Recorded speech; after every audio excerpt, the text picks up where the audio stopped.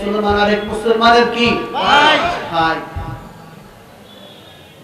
লা ইয়াসদিমুহু এক ভাই আরেক ভাইকে জুলুম করতে পারে না ওয়ালা ইয়াখযুলুহু এক মুসলমান ভাই আরেক মুসলমান ভাইকে অসহযোগিতা করতে পারে না ওয়ালা ইউসলিমুহু এক মুসলমান ভাই আরেক মুসলমান ভাইকে বিপদে পতিত করতে পারে না ওয়ালা ইয়াহকিরুহু এক মুসলমান ভাই আরেক মুসলমান ভাইকে ঘৃণা করতে পারে না সুবহানাল্লাহ আজকে আমাদের উলামায়ে কেরাম কওমি উলামায়ে কেরামকে মাননীয় প্রধানমন্ত্রী সর্বোচ্চ সম্মান প্রদর্শন করেছেন মাননীয় আইনমন্ত্রী এই কসবার কৃতি সন্তান তিনি গতকাল শুক্রবারে গত 2 দিন পূর্বে শুক্রবারে বলেছেন মাননীয় প্রধানমন্ত্রী আমার মাধ্যমে কওমি স্বীকৃতির আইন লিখতে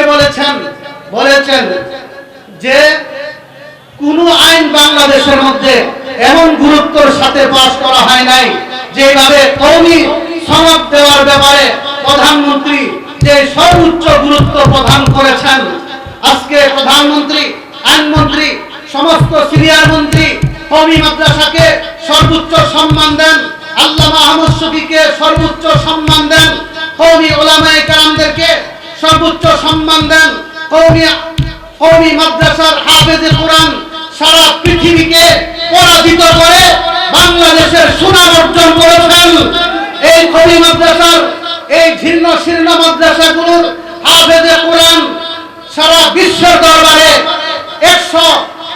100টি রাষ্ট্রের মধ্যে 1 নম্বর স্থান অধিকার করেছে সমস্ত মন্ত্রীরা তাদেরকে সম্মানিত করেন আজকে কওমি মাদ্রাসার এক হাফিজি মাদ্রাসার ছাত্রদেরকে পাগড়ি প্রদান করা হবে আর মুসলমান নামধারী কিছু মানুষ এতে পাঠা দিবে এই পাঠা দেওয়ার অধিকার বাংলাদেশের কারো নয়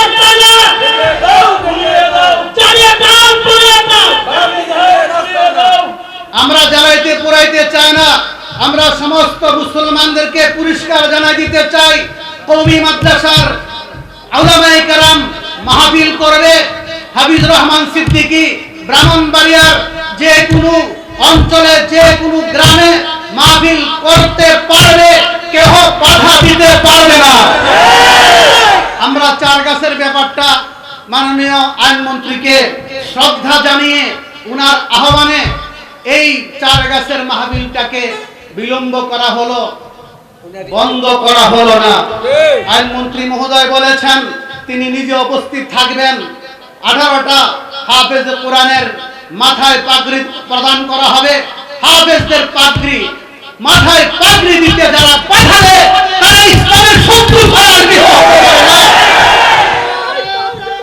আল্লাহু আকবার ইসলামের শত্রুরা হুশিয়ার সাবধান আল কোরআনের শত্রুরা হুশিয়ার সাবধান জানিয়ে দাও পুড়িয়ে দাও জানিয়ে দাও পুড়িয়ে দাও আমরা আমাদের ডিসি সাহেব এসপি সাহেব কসবা প্রশাসনকে ধন্যবাদ জানাই ওনারা আগে থেকে অনুমতি প্রদান করেছেন ওনারা সার্বিক সহযোগিতা করেছেন এবং সহযোগিতা করার তারা ওয়াদা করেছেন আমরা সমস্ত প্রশাসনকে ধন্যবাদ জানাই আইনমন্ত্রীকে যেভাবে উনি উলামায়ে কেরামদেরকে যেভাবে মর্যাদা দিয়েছেন শ্রদ্ধা করেছেন ওনাকে আমরা ধন্যবাদ জানাই আমরা কোনো শক্তি নাই আল্লাহ ব্যতীত কোনো শক্তি নাই আমাদের সেই মাহফিল বাধা দিতে কিন্তু যে কোনো কারণে আমরা আইনমন্ত্রীর কথাকে আমরা সম্মান করতে গিয়ে এই মাহফিল হাফিজুর রহমান সিদ্দিকীর মাধ্যমেই হবে আইনমন্ত্রী সেখানে প্রধান অতিথি থাকবেন এবং নভেম্বর ডিসেম্বরে সেই মাহফিল হবে কোরআনের মাহফিলকে বাধা দেওয়ার ক্ষমতা বাংলার মাটিতে কারো নাই পরিষ্কার করে দিতে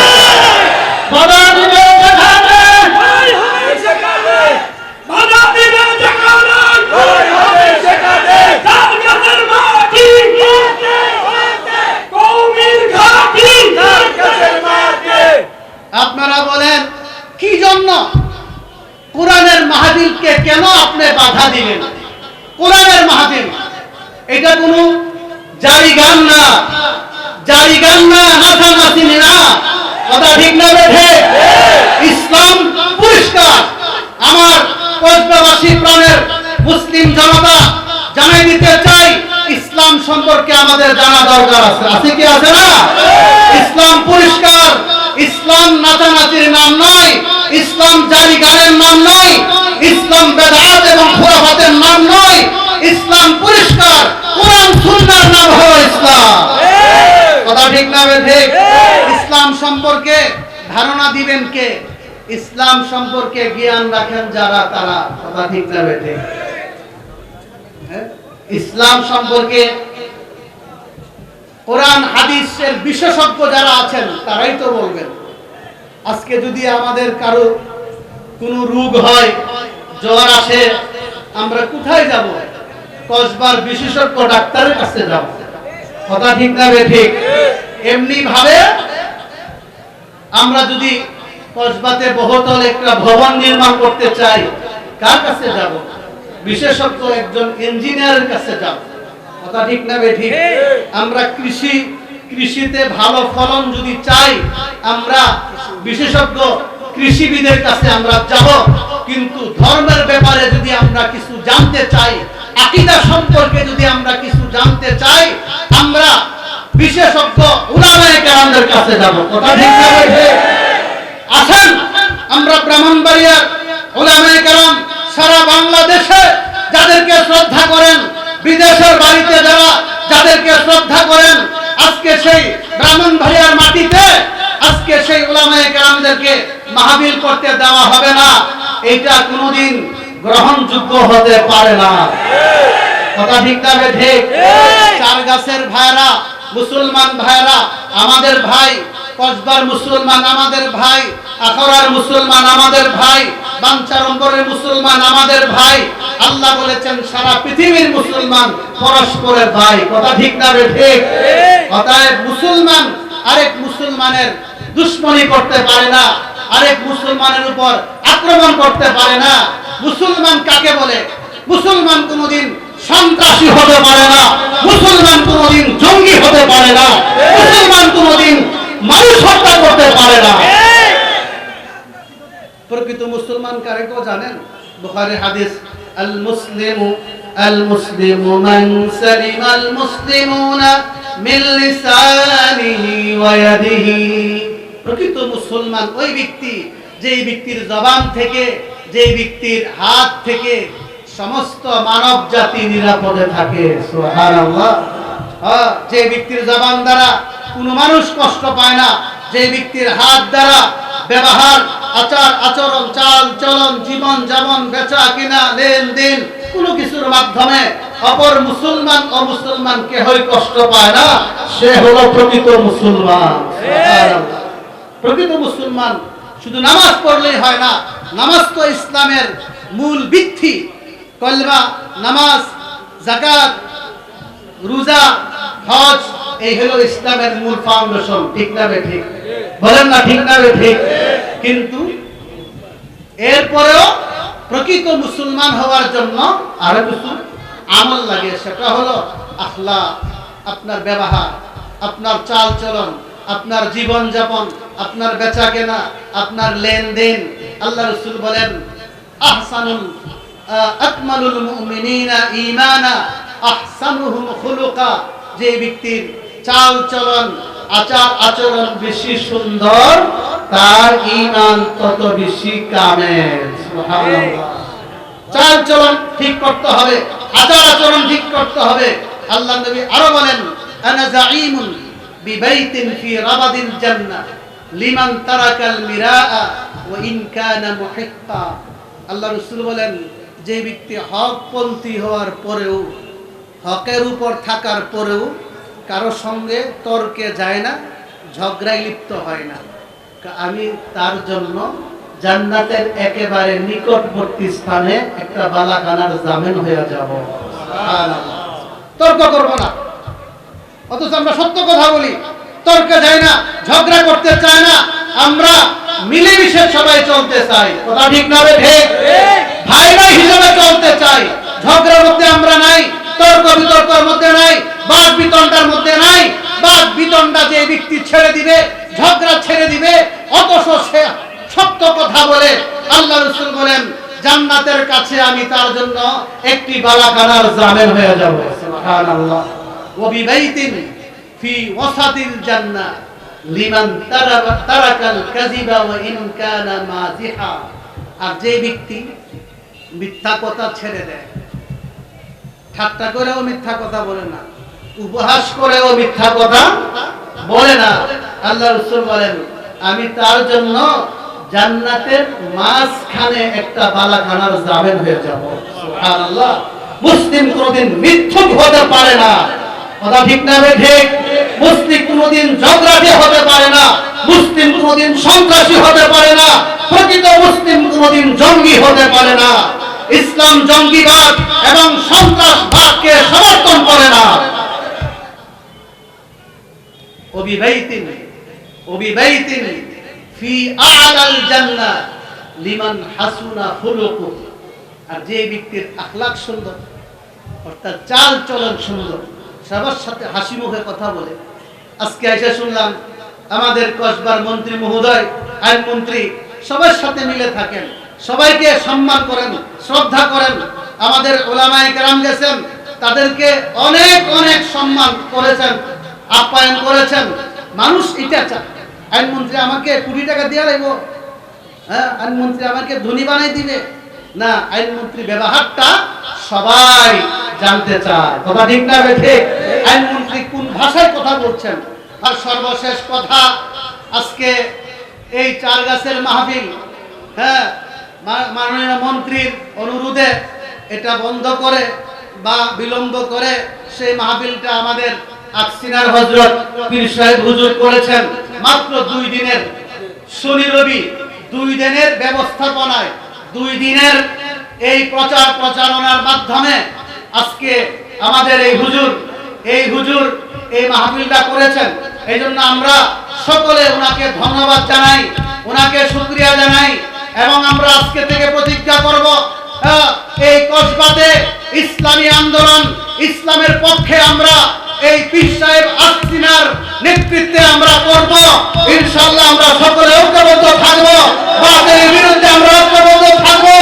ইনশাআল্লাহ আমরা সবাই যখন যেই আন্দোলন করতে হয়, আমরা সেই আন্দোলন করতে হযরতের ডাকে রাজি আছি কিনা? আল্লাহ তাআলা আমাদের সবাইকে তৌফিক দান করুক। উনি দেখেন 2 দিনে একটা মাহফিল করা যায়, 2 দিনে হাফিজুর রহমান সিদ্দিকী সাহেব রাজি হয়েছেন, তিনিও অলরেডি চলে আসছেন এবং সুন্দর ব্যবস্থাপনা হয়েছে। হাজার হাজার শ্রোতা মুসলিম জনতার ঢল পড়েছে। আপনাদের সবাইকে ধন্যবাদ, কসবাবাসী সবাইকে ধন্যবাদ, মাননীয় মন্ত্রীকে ধন্যবাদ, অনেক প্রশাসনকে ধন্যবাদ, অনেক নেতৃবৃন্দ, সরকারি দলের অনেক নেতৃবৃন্দ আমাদেরকে অনেক সহযোগিতা করেছেন, সহমর্মিতা জানিয়েছেন। সবাইকে ধন্যবাদ জানাই। আর আমরা বলতে চাই আমরা কসবাবাসী মুসলমান ভাইরা ঐক্যবদ্ধ থাকব, কিন্তু কোনো বাতিলকে আমরা কোনোদিন প্রশ্রয় দিব না। ইসলাম সম্পর্কে কোনটা হক, কোনটা না হক, কোনটা সত্য, কোনটা মিথ্যা, এটা একমাত্র জানবে উলামায়ে কেরাম, কথা ঠিক না ঠিক? আমরা উলামায়ে কেরামদের সাথে থাকবো, কথা রাজি আছে কিনা? আজকে উলামাদের একজন নক্ষত্র আল্লামা হাফিজুর রহমান সিদ্দিকী, আজকে ওনার জন্য মুসলমানরা পাগল, কথা ঠিক না ঠিক? তিনি একজন কওমি আলেম, উনি একজন কওমি যোগ্য আলেম হিসাবে ওনার জন্য আমরা দলমত নির্বিশেষে সবাই ওনার বয়ান শুনতে চাই কি চায় না? খালি বয়ান শুনলে চলবে না, ওনাদের দিক নির্দেশনা মতে আমাদেরকে জীবন যাপন করতে হবে, ঠিক না ঠিক? আমার শেষ কথা, আবু দাউদ শরীফের একটা হাদিস, আল্লাহ রাসূল বলেন যেই ব্যক্তি একজন আমলদার আলেমকে সম্মান করবে, সে যেন স্বয়ং আল্লাহ তাআলাকে সম্মান করেছেন। এই জন্য ভাই, আমরা নিজেদের কথা নয়, রেফারেন্স সহকারে আবু মুসা আশআরী রাদিয়াল্লাহু তাআলা আনহুর হাদিস আপনাদেরকে জানাই দিলাম, তিনজন ব্যক্তিকে সম্মান করলে আপনি যেন আল্লাহকে সম্মান করলেন। একজন হইল ইন্না মিন ইজলালিল্লাহি তাওকীরা যিশাইবাতিল মুসলিম। একজন হলেন সাদা চুলদারি মুরব্বী মুসলিম, মুসলমান, দাড়ি পেকে গেছে, মাথার চুল পেকে গেছে, বৃদ্ধ দুর্বল, তাকে আমরা যুবক যারা আছি শ্রদ্ধা করতে হবে। ও এই সাদা চুল দাড়িওয়ালা মুসলিমকে যে ব্যক্তি শ্রদ্ধা করবে, সম্মান করবে, সে যেন স্বয়ং আল্লাহকে সম্মান করেছে। সুবহানাল্লাহ।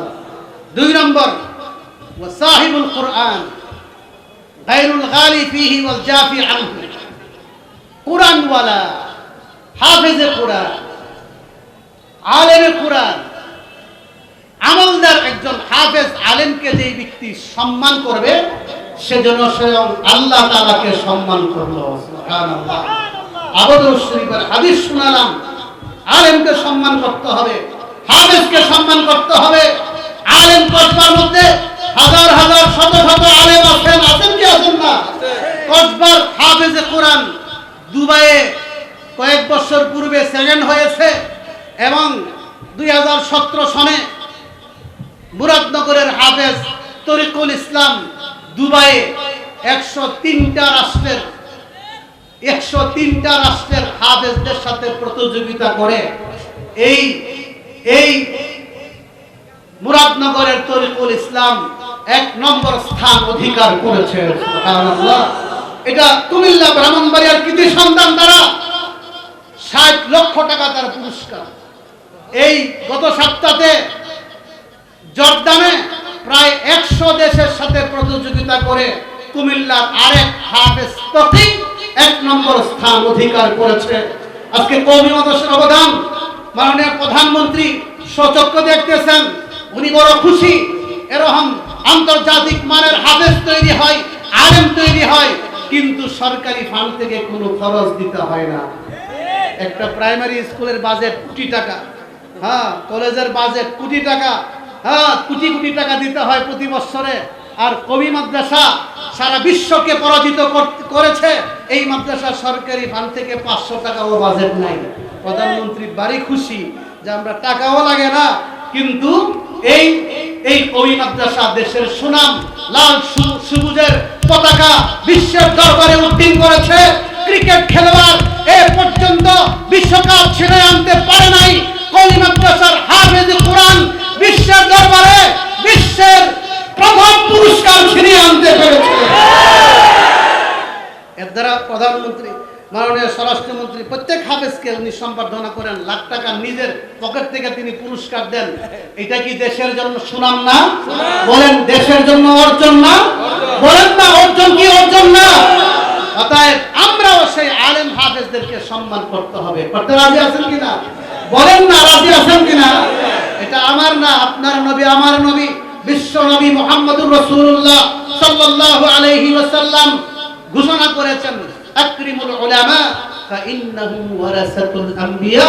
উলামায়ে কেরামদেরকে তোমরা সম্মান করবে, শ্রদ্ধা করবে, কারণ তারা হলেন নবীদের উত্তরসূরি।